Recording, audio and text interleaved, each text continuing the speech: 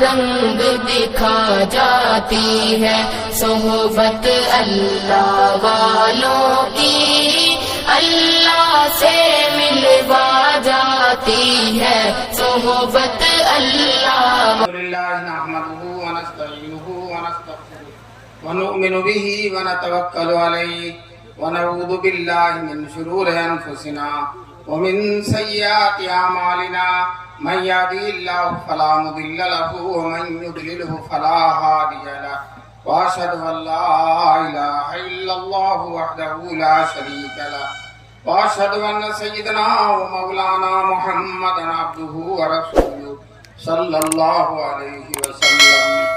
اعوذ باللہ من الشیطان الرجیم، بسم اللہ الرحمن الرحیم، انا نحن نزلنا الذکر وانا له لحافظون، صدق اللہ العلی العظیم۔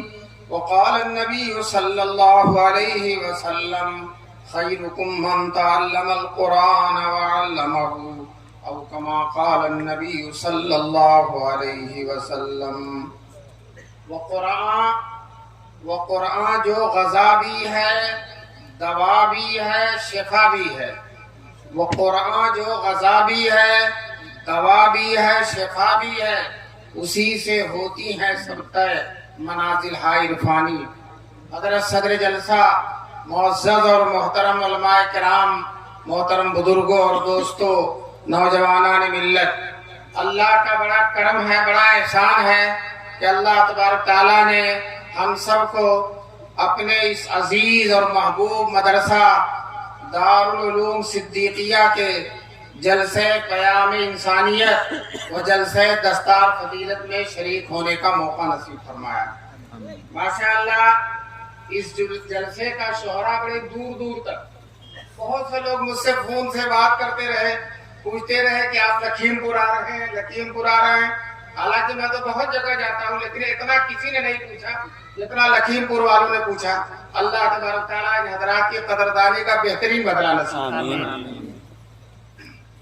اور بھی بہت دور دور سے لوگ ملنے کی نیت سے آئے ہیں، اللہ تبارک تعالیٰ ان کے آنے کو قبول فرمائے۔ سب سے پہلے تو میں مولانا مشتاق صاحب کا شکر ادا کرتا ہوں کہ انہوں نے مجھے دعوت دے کر اتنے حضرات سے، اتنے علماء سے اور اتنے بزرگوں سے ملنے کا حسین موقع نصیب فرمایا۔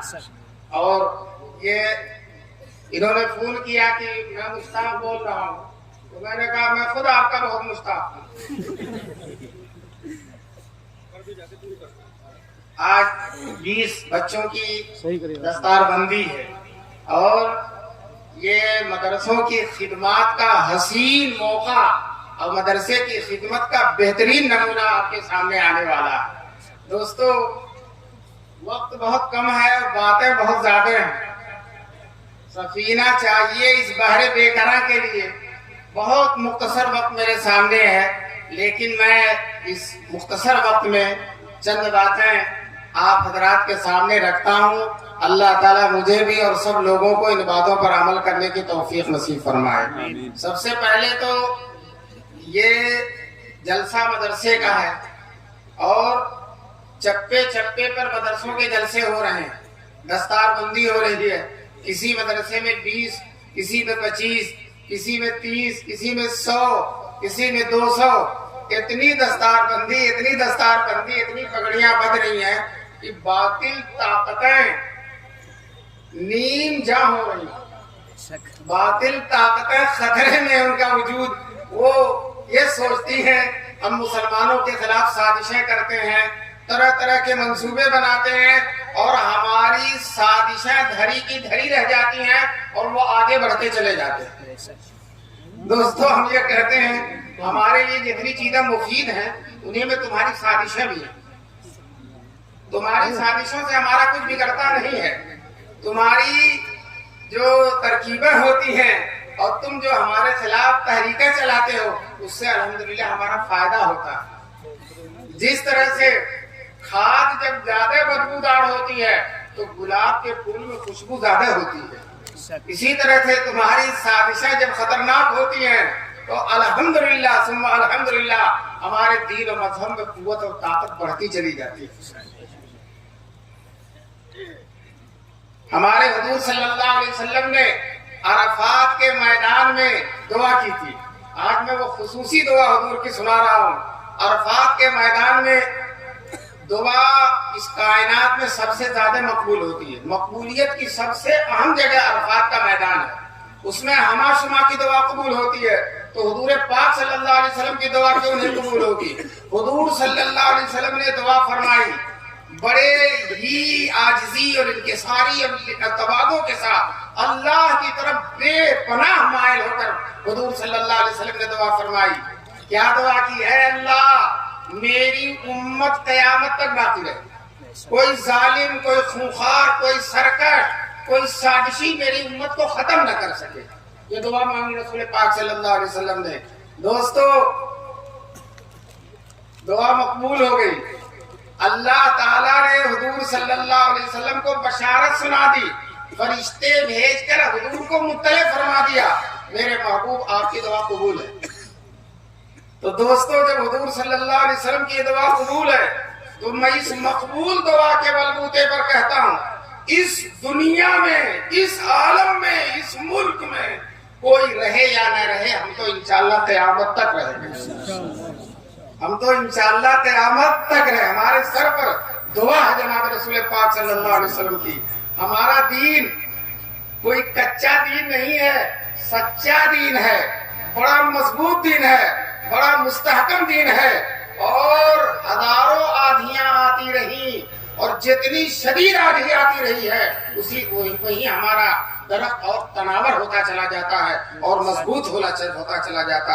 مفکر اسلام حضرت مولانا علی میاں ندوی علیہ الرحمہ نے اپنی مائے ناز کتاب تاریخ دعوت و عظیمت میں لکھا ہے اسلام کے خلاف اتنے فتنے آئے کہ اگر کوئی دوسرا مذہب ہوتا تو نام و نشان مٹ گیا ہوتا اس کا. لیکن دوستو فتنے ہم کو اور آگے بڑھاتے ہیں. اور حضرت نے خاص طور سے دو فتنوں کا اشارہ کیا. ایک تو صلیبی جنگوں کا فتنہ، اتنا خطرناک فتنہ تھا. پوری یہودیت، پوری نصرانیت، پوری دنیا شرک اور کفر سب کے سب اسلام کے خلاف متحد ہو گئی تھی. لیکن دوستو اس میں اسلام گھٹا نہیں، اسلام آگے بڑھتا چلا گیا. اور دوسرا فتنہ تاتاریوں کا فتنہ تھا. جن تاتاریوں نے بغداد پر حملہ کر دیا، جو اسلامی حکومت کا پائے تخت تھا، سلطان وقت کو قتل کر دیا، 18 لاکھ مسلمانوں کو شہید کر دیا، جتنی مسجدیں تھی سب کو شہید کر دیا، مدرسے ختم ہو گئے، خانقاہیں ختم ہو گئی، اور بڑے بڑے کتب خانے تھے سب کتب خانوں کو جلا کر ان کی خاک کو دریا دجلہ میں ڈال دیا. پوری دنیا یہودیت اور نصرانیت کفر و شرک بہت جشن منا رہی تھی کہ ہم نے مرکز اسلام میں حملہ کر دیا، خلیفہ کو قتل کر دیا، پائے تخت کو برباد کر کے رکھ دیا، ساری مسجدیں، سارے مدرسے، سارے خانقاہیں سب ختم کر دی. لیکن دوستو ان کی خوشی عارضی رہی. یہ تاتاری جنہوں نے مسجدیں مدرسے کو توڑا تھا انہی تاتاریوں کا پوتا مسلمان ہو گیا. دادا نے جہاں جہاں مسجدیں گرائی تھی پوتا نے سب بنوا دیا. ساری مسجدیں، سارے مدرسے، رہا کتب خانہ وہ جل گیا، اس کا کیا علاج ہو؟ تو حضور صلی اللہ علیہ وسلم کی برکت سے اللہ تعالیٰ نے حضور کی امت میں پھر ایسے علماء پیدا کر دیے جنہوں نے اسی طرح کی کتابیں دوبارہ لکھ دی. اور دوستو اسلام تازہ دم رہا. علامہ اقبال اسی واقعے کی طرف اشارہ کر کے کہتے ہیں ہے آیاں یورش تاتار کے افسانے سے پاسباں مل گئے کعبے کو صنم خانے سے. تو دوستو یہ اسلام مٹنے کے لیے نہیں آیا ہے، اسلام فنا ہونے کے لیے نہیں آیا ہے، اسلام فنا کے گھاٹ اترنے اور زوال پذیری کے لیے نہیں آیا. اسلام دن بدن بڑھتا چلا جائے گا. حضور صلی اللہ علیہ وسلم نے فرمایا کیف تہلک امت، وہ امت کیسے ہلاک ہوگی؟ انا اولھا و مہدی اوسطھا و عیسیٰ آخرھا. وہ امت کیسے ختم ہوگی جس کے شروع میں میں ہوں. حضور فرماتے ہیں جس کے شروع میں میں ہوں. حضور سے ہماری یہ امت شروع ہوئی ہے اور بیچ میں مہدی ہیں اور آخر میں عیسیٰ ہیں. دوستو ابھی تو شروع ہی کا فیض چل رہا ہے. ابھی تو مہدی اور آنے والے ہیں، عیسیٰ اور آنے والے ہیں، مہدی آئیں گے، پوری دنیا میں اسلام کا غلبہ ہوگا، اور عیسیٰ علیہ السلام آئیں گے، سارے فتنے ختم ہو چکے ہوں گے، کوئی ایک فتنہ بھی باقی نہیں رہے گا، حتیٰ کہ سب سے بڑا فتنہ دجال کا فتنہ، عیسیٰ علیہ السلام اپنے ہاتھوں سے آ کر دجال کو قتل کر دیں گے، اور کوئی دنیا میں فتنہ نہیں رہے گا، اسلام کے خلاف سازش نہیں رہے گا، اسلام ہی اسلام ہوگا۔ دوستو آپ دیکھیے، یہ یہودی اور نصرانی دنیا کی بڑی طاقتیں ہیں۔ آج یہودیوں کے پاس دماغ اور پیسہ بہت زیادہ ہے، عیسائیوں کے پاس تعداد ہے اور مادیت ہے، قوت ہے، ایٹم بم ہے، دنیا کے تباہ و برباد کرنے کے آلات ہیں، روپیے خزانے کی بھرمار ہے، لیکن دوستو اتنا روپیہ، اتنی سازشیں، اتنا دماغ رکھ کر کیا کرو گے؟ ایک یہودی بھی پوری دنیا یہودیت میں توریت کا حافظ نہیں ہے، توریت کا حافظ نہیں ہے۔ ایک عیسائی، ان کے سینکڑوں ملک ہیں، ان کے بے پناہ وسائل ہیں، مادیت عروج پر ہے ان کی، اور دماغ بڑا ہائی ہے، سب کچھ ہے، لیکن ایک عیسائی بھی انجیل کا حافظ نہیں ہے۔ تو دوستو یہ لوگ جو اپنے مذہب کی کتابوں کا جن میں ایک بھی حافظ نہیں ہے، وہ اس مذہب کو کیسے ختم کر سکتے ہیں جس مذہب کے مذہبی کتابوں کے لاکھوں حافظ موجود ہیں؟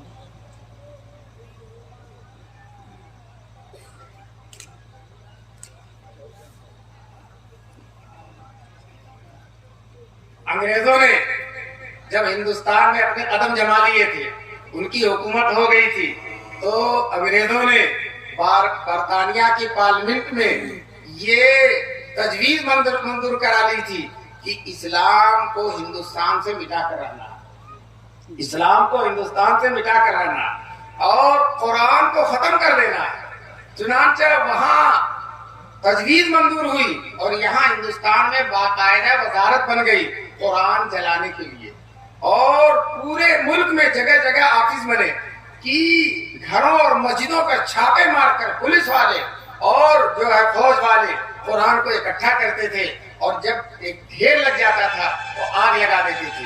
وہ یہ سمجھ رہے تھے قرآن کو جلا کر ہم ختم کر دیں گے۔ اسی زمانے میں دیوبند کے قریب ایک بستی ہے، پانی پت شہر ہے، وہاں ہر گھر میں ہر آدمی حافظ، 11 بچے تو سب حافظ، بیوی حافظ، شوہر حافظ۔ وہاں جو انگریز افسر قرآن جلانے کے لیے متعین تھا، ایک مسلمان نے اس کی دعوت کی، زمیندار نے۔ جب وہ انگریز دعوت کھا چکا تو مسلمان نے کہا کہ ہمارے یہاں دستور ہے کہ جب کوئی معزز مہمان دعوت کھاتا ہے تو ہم اس کو اپنی مذہبی کتاب قرآن سناتے ہیں، تم سنو گے؟ تو انگریز اپنی ٹوٹی پھوٹی اردو میں کہتا ہاں سنے گا، ہاں سنے گا۔ چنانچہ اس نے محلے کے چھوٹے چھوٹے بچوں کو اکٹھا کر دیا، قدر چھوٹے۔ ابھی آپ پگڑی بدھے گی تو بڑے بچے بڑے بھی ہو گئے، کئی سال سے جلسہ نہیں ہوا، چھوٹے بچے حافظ ہوتے ہیں۔ چنانچہ اس سب بچوں کو اکٹھا کر دیا، کہا سب حافظ ہیں، جسے چاہو سن لو۔ وہ انگریز رات دن قرآن جلاتا ہی تھا، اس کو معلوم تھا قرآن میں 30 پارے ہیں۔ اس بچے سے کہا، ایک بچے تھے، پڑھو 20ویں پارے سے پڑھو۔ اس نے اعوذ باللہ بسم اللہ کہہ کر پڑھنا شروع کر دیا، اور فرفر۔ دوستو جب قرآن یاد ہوتا ہے تو رکنے کا جی نہیں چاہتا، پڑھتا ہی رہتا۔ چنانچہ حافظ لوگ جن کو اچھا یاد ہوتا ہے تو سوچتے ہیں پورا قرآن آج ہی ختم کر دیں۔ جب کھڑے ہوتے ہیں اب پیچھے والوں کی حالت کا پتہ نہیں ہوتا، لیکن اسے کچھ پتہ نہیں چلتا، اور وہ فرفر پڑھتا چلا جاتا ہے۔ چنانچہ جونپور میں حافظوں کی بڑی کثرت ہے بھی، تو کوئی حافظ ریل ہے، کوئی حافظ انجن ہے، اس طرح سے کوئی حافظ ریل ہے، ان کے شاگرد حافظ انجن ہے۔ تو بہرحال اس لڑکے نے فرفر پڑھنا شروع کر دیا۔ اب انگریز کی حالت خراب ہو رہی ہے، وہ میں قرآن جلا رہا ہوں، میرے ہی سامنے قرآن پڑھا جا رہا ہوں۔ اس نے روب گاٹھنے کے لیے اس بچے سے کہا، بچے تم غلط پڑھتے ہو۔ آپ کو اندازہ نہیں ہے انگریزوں کا کتنا خوف تھا۔ ایک انگریز اگر کسی بستی میں چلا جاتا تھا سب لوگ دروازہ بند کر لیتے تھے، اتنا روب ہوتا تھا۔ لیکن اس قرآن والے پر کسی کا روب نہیں پڑتا۔ وہ چھوٹا بچہ کہتا، چچا تم غلط کیوں پڑھو، میں صحیح پڑھ رہا ہوں۔ دوسرا بچہ کھڑا ہوا، تیسرا کھڑا ہوا، ایک زبان سب کہنے لگے، چچا تم نے غلط کہا ہے، بچہ صحیح پڑھتا ہے۔ چچا کی تو حالت خراب ہو گئی۔ اس نے سوچا میں قرآن کے نسخوں کو جلا سکتا ہوں، لیکن ان معصوم سینوں سے کس طرح سے قرآن ختم کر سکتا ہوں۔ یہ لاکھوں معصوم چپے چپے میں جو اپنے سینے کے اندر قرآن رکھتے ہیں. چنانچہ حدیث میں رسول پاک صلی اللہ علیہ وسلم سے اللہ تعالیٰ نے فرمایا, حدیث قدسی ہے, اے رسول میں آپ کو ایسی کتاب دوں گا, ایسی کتاب دوں گا جس کو سوتا بھی پڑھے گا اور جاگتا بھی پڑھے گا. جاگتا تو پڑھتا ہی ہے, جو لوگ قرآن کی بہت زیادہ تلاوت کرتے ہیں, قرآن رٹتے رہتے ہیں, پڑھتے رہتے ہیں, ان کو تجربہ ہوگا جب رات میں نیند کھلتی ہے تو زبان کو وہ تین و زیتون جاری ہے اور کوئی آیت زبان پہ جاری ہوتی ہے. ہمارے دارالعلوم دیوبند کے محتمم سابق حضرت قاری طیب صاحب, حکیم الاسلام قاری طیب صاحب رحمۃ اللہ علیہ کے حالات میں لکھا ہے کہ نیند میں 9 پارہ پڑھ گئے, 9 پارہ پڑھ گئے. تو دوستوں سوتا بھی پڑھتا ہے اور جاگتا تو پڑھتا ہی, دیکھتے ہیں سوتا بھی پڑھتا ہے. اللہ تعالیٰ نے حضور سے یہ کہا کہ ایسی کتاب دوں گا جس کو جاگنے والا بھی پڑھے گا اور سونے والا بھی پڑھے گا. اب میں آپ سے پوچھنا چاہتا ہوں, جب وہ لوگ جو اپنی کتاب نہ جاگنے میں پڑھتے ہیں نہ سونے میں پڑھتے ہیں, وہ ان کو کیا فنا کر سکتے ہیں جن کو جو اپنی کتاب سوتے ہوئے بھی پڑھتے ہیں اور جاگتے ہوئے پڑھتے ہیں؟ بتاؤ, وہ نہ پڑھنے والے ان پڑھنے والوں کو فنا کر سکتے ہیں؟ ہرگز نہیں کر سکتے. اور پھر یہ بھی فرمایا اللہ تعالیٰ نے کہ اس کو کوئی پانی جھول نہیں سکتا, کوئی آگ جلا نہیں سکتی. دوستو قرآن کو کوئی آگ جلا نہیں. یہ ظاہری طور پر نسخے جلا سکتے ہو, لیکن جو سینے کے اندر قرآن موجود ہے اس کو کوئی ختم نہیں کر سکتا. اور لکھا ہوا ہو تو پانی سے دھل دیا جائے, لیکن حافظ جتنا نہائے گا اتنا ہی اور تازہ ہو جائے گا قرآن. تو دھلنے سے قرآن ختم ہونے والا نہیں ہے. مجھے بہت خوشی ہے کہ آج آپ کے اس مدرسے میں الحمدللہ بہت سارے بچے قرآن کریم کے حافظ ہوئے ہیں اور آج ان کی دستار بندی ہوگی.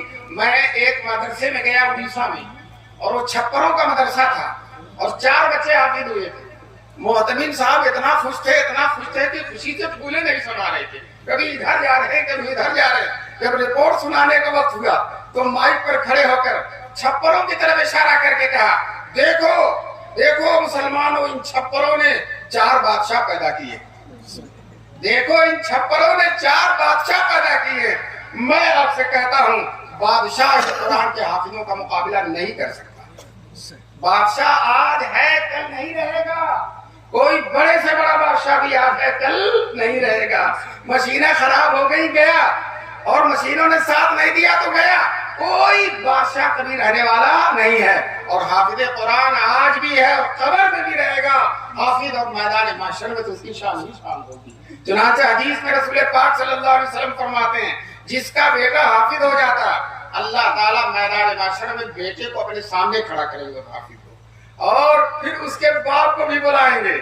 میں اسی لیے کہتا ہوں کہ جن کا بیٹا حافظ ہو گیا, باپ لوگ کم سے کم داڑھی رکھ لیں, کم سے کم داڑھی رکھ لیں, بیٹا حافظ ہو گیا. ورنہ میدان محشر میں جب اللہ کے سامنے بلائے جاؤ گے تو ایک ہاتھ سے داڑھی چھپاؤ گے, ایک ہاتھ سے چٹھی چھپاؤ گے داڑھی جیسے, اس لیے کہ جیسے تم مرو گے ویسے ہی اٹھو گے. حدیث میں جیسے ہی مرو گے ویسے ہی اٹھو گے. تو بے داڑھی کے اگر مر گیا تو داڑھی تھوڑی جمے گی, بے داڑھی کے رہے گا اور میدان محشر میں شرمندہ ہوگا.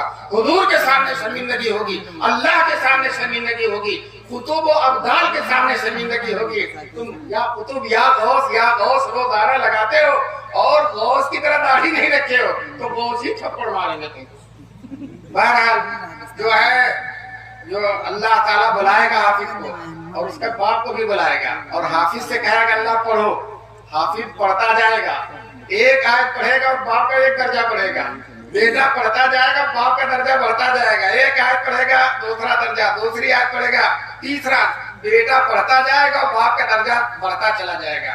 وہ لوگ جن کے 6 بیٹے تھے, 7 بیٹے تھے, ایک کو بھی حافظ نہیں بنایا, وہ کفے افسوس بنے گے, کاش کی ماں سے ایک بیٹے کو حافظ بنا دیا ہوتا, آج میں بھی پڑھتا. دوستو آج موقع غنیمت ہے, ابھی یہ مدرسے موجود ہیں, تمہیں مفت میں حافظ بناتے ہیں. تم اپنے بچے کو مدرسے میں لا کے ڈال دو, ایک پیسہ بھی نہ خرچ کرو, مدرسے والے کھانا بھی کھلا دیں گے, کپڑا بھی بنا دیں گے, بیمار ہوگا علاج بھی کر دیں گے, اور روشنی بھی دیں گے, کتاب بھی دیں گے, اور تمہارے بچے کو حافظ بنا دیں گے. اور جب حافظ ہو جائے گا تو پگڑی بھی اپنے ہی پیسے سے بنوا دیں گے, باپ سے اس کا بھی پیسہ نہیں.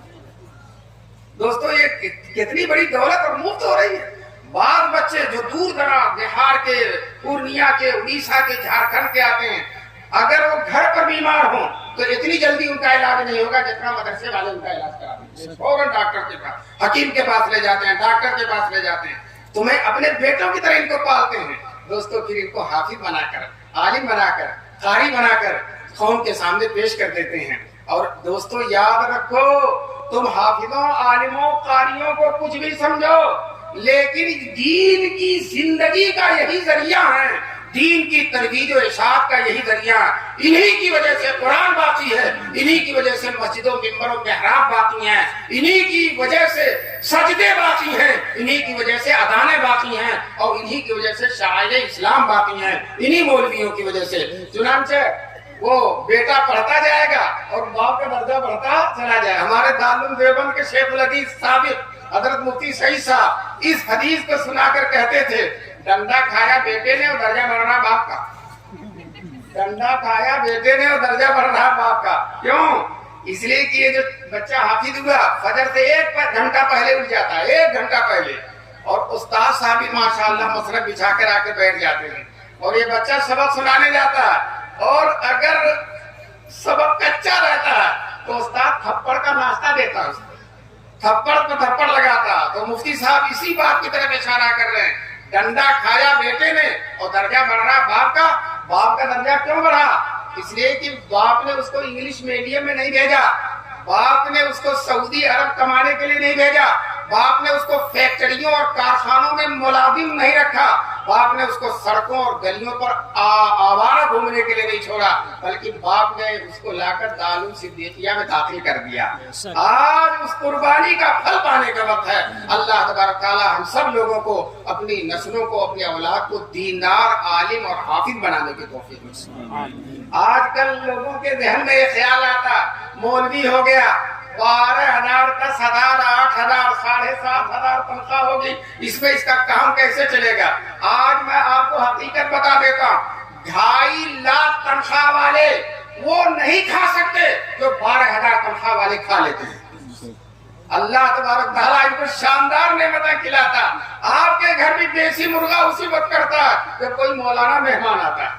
کوئی مسلمان، کوئی مولوی تنہا نہیں کھاتا، اس کے ساتھ بہت سارے لوگ دسترخوان پر رہتے ہیں. جب جلسہ کرتا ہے تو اتنا کھلاتا ہے کہ لوگوں کو صبح تک ڈکاریں آتی. تو ماشاءاللہ اللہ تبارک تعالیٰ نے مولویوں کے لیے دروازے کھول رکھے ہیں. شیخ الاسلام حضرت مولانا حسین احمد مدنی رحمۃ اللہ علیہ، جن کی تنخواہ 500 روپیہ تھی. کتنی تھی؟ 500 روپیہ. 50 مہمان روزانہ ان کے دسترخوان پہ کھاتے تھے، 50 مہمان. اور ابھی دارالعلوم دیوبند میں محدث ہیں مولانا نعمت اللہ، 95 سال کی عمر ہے.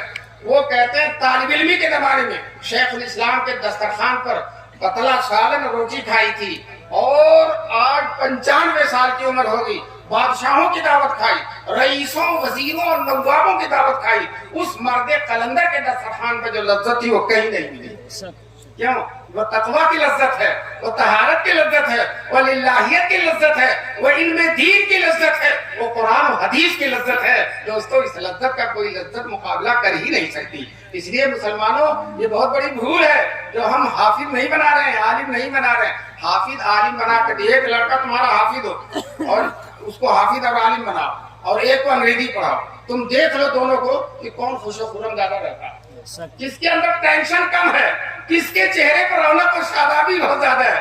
حکیم الامت مولانا اشرف علی تھانوی رحمۃ اللہ علیہ، ان کے بڑے بھائی اکبر علی کو ان کے باپ نے انگریزی پڑھایا تھا، اور وہ انگریزوں کے زمانے میں سرکاری ملازم ہو گئے تھے، اور ان کو بھیج دیا دیوبند کے مدرسے میں پڑھنے کے لیے، دارالعلوم دیوبند. جب مدرسے میں آنے لگے تو ان کی پھوپھی نے اپنے بھائی سے کہا اکبر کو انگریزی پڑھایا، وہ تو بڑی شاندار زندگی گزارے گا، اور اشرف کو تم مدرسے میں بھیج رہے، یہ کھائے گا کیسے؟ ان کے والد کو جلال آ گیا، اور والد نے کہا سن لو بہن، اللہ تعالیٰ اشرف کو علم دین کی برکت سے وہ درجہ دیں گے، وہ رتبہ دیں گے کہ اکبر جیسے جیسے اس کی نوکری کریں گے. اور یہ ہوا بھی.